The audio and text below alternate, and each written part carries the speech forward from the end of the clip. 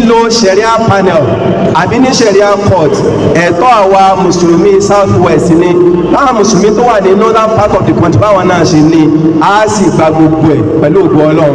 àwọn àfáà wa àwọn kan tí a mọ̀ láàfáà láwùjọ àwọn mùsùlùmí ṣùgbọ́n tí wọ́n darapọ̀ mọ́ àwọn tí ó ń takò ọ̀rọ̀ ṣẹ̀ríà yìí.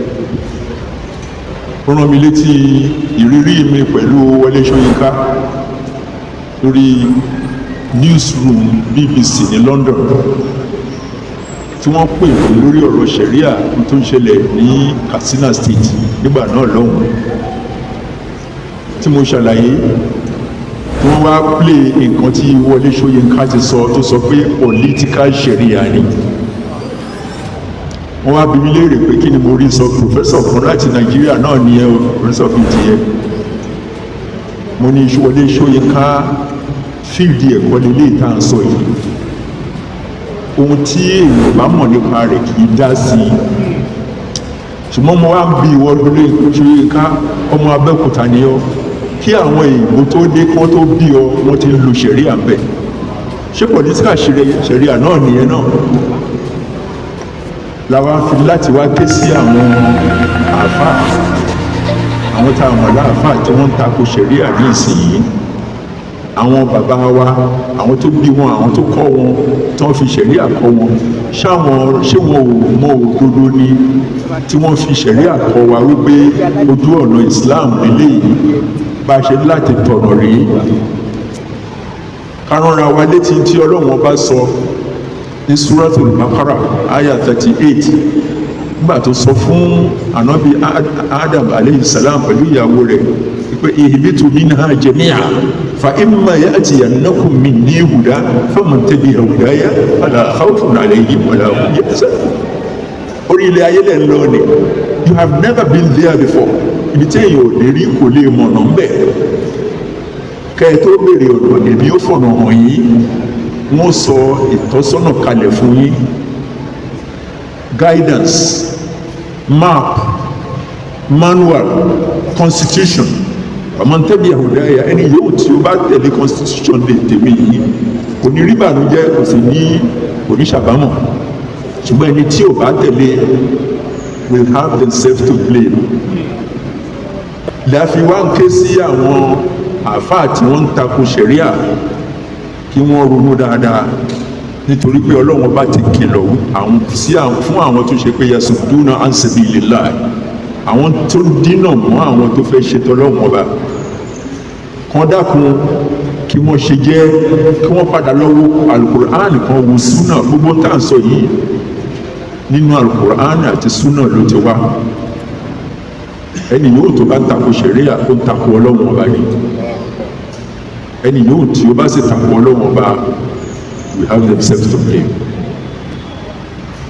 láṣẹ láti lo àǹfààní yìí láti dúpẹ́ lọ́wọ́ the Supreme Council the Supreme Sharia Council tí wọ́n rán wa létí tán tawájí tán bẹ̀rẹ̀ láti tawájí lórí ọ̀rọ̀ ti ṣẹ̀ríà láti béèrè ẹ̀tọ́ wa lórí ọ̀rọ̀. So they have reminded us of the need to ask for our rights as Muslims to live our lives in accordance with the Sharia. And as I said earlier on, it is only those that are ignorant of the values of the Sharia that will oppose it. Imagine what's happening, imagine what would have happened in the past when people were opposing the implementation of Islamic banking. Non-Muslims were opposed to it. But when at last the Sharia banks established, most of the customers are non-Muslims because they benefit from it better than they do from the conventional banks. So we commend the National Sharia Council, the Supreme Sharia Council, for bringing up this matter again. Again, we're emphasizing the fact that it is not courts that we're asking for. It's the permission, the opportunity to operate arbitration according to the Sharia by Sharia panels. Please spread the news. Let us live in peace by allowing others to live. You live, let live. Thank you very much for coming.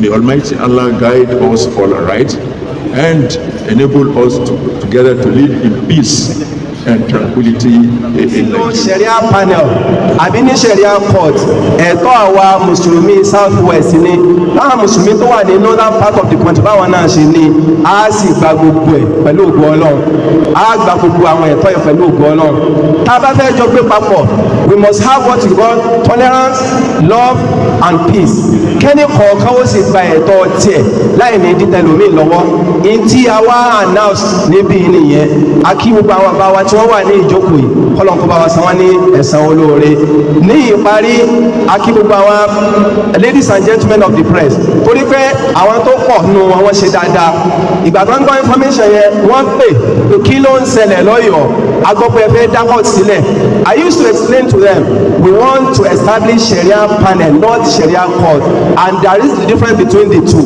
màá dẹ̀ ṣàlàyé fún wọn but ó unfortunate pé ìkànnù àwọn papers yẹn wọ́n gbé tí ò dáa jáde nípa tí à ń ṣe Ọlọ́run kí ó bá wa tún ẹnì kọ̀ọ̀kan wá ṣe a kí gbogbo wa tí a wà ní ìjókòó yìí lónìí Ọlọ́run kí ó gba ìjókòó yìí ní ẹ̀sìn fún ẹnì kọ̀ọ̀kan wá. They does not represent the entire Yoruba people.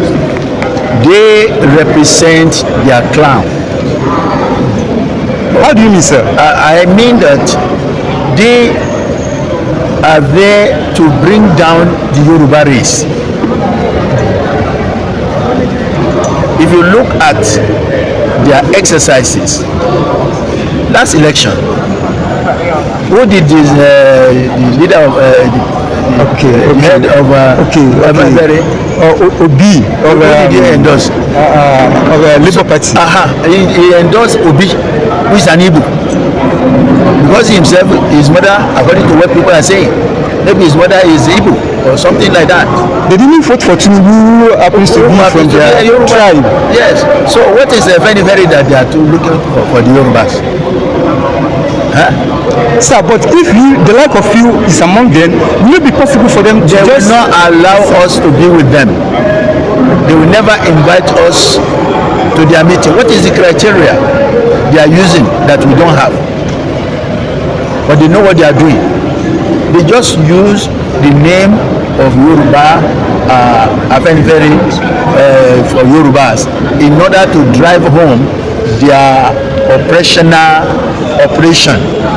the operational motive? Yes, of raising themselves who are clique. Their number is not significant in Yoruba land, but they use the benefit of the Yoruba land for their own personal interests and their group interests. So they have not been able to do anything useful for the Yorubas. Look at the Oduduwa investment. What is it today? They are the one that were eating it till the time that they cannot develop it again. And this Yoruba land is the cream of Nigerian society. Thank you, sir. We are very grateful.